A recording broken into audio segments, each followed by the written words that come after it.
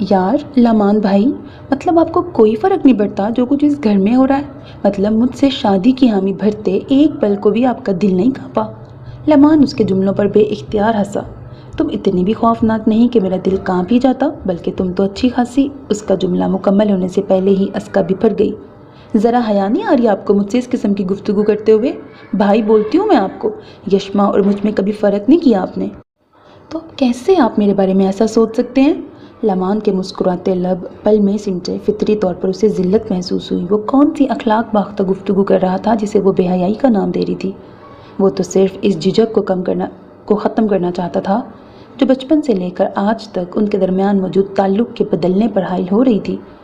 وہ ایک پل کو خاموش ہوا اور خود پر قابو پایا۔ دیکھو اسکا، بھائی کہنے سے یا بھائی سمجھنے سے ہم بہن بھائی نہیں بن جاتے۔ میں سمجھ رہا ہوں تمہاری کیفیت، مگر اب جو ہو چکا اسے بدلا نہیں جا سکتا۔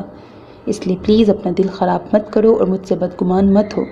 میں نے تمہیں کبھی غلط نظر سے نہیں دیکھا۔ تم گواہ ہو کہ میں نے تم میں اور یشما میں کبھی فرق نہیں کیا۔ اب یہ قسمت کے فیصلے ہیں تو ان سے لڑ کر کیا حاصل ہوگا؟ میرے عزیز لسنرز، ہمارا آج کا ناول کزنز میرج پہ بیس کرتا ہے۔ جوائنٹ فیملی سسٹم ہے۔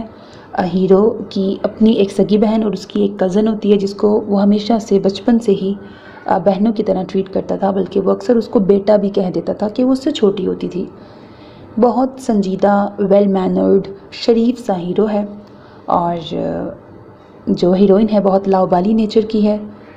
اب اس میں ایک تیسرا بھی کزن آتا ہے جو بہت ٹھرکی ٹائپ کا ہوتا ہے، وہ بھی انہی کا کزن ہوتا ہے۔ پھر اب وہ اس کو سب کو پتہ ہے کہ بھئی لڑکی جو ہے وہ چھوٹی ہے اور بڑی بیوقوف سی ہے، بڑی لاؤبالی سی ہے۔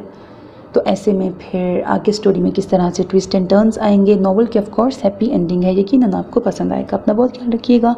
چینل کو سبسکرائب کرنا ہرگز نہ بھولیے گا، because that's how you can encourage me۔ اللہ حافظ۔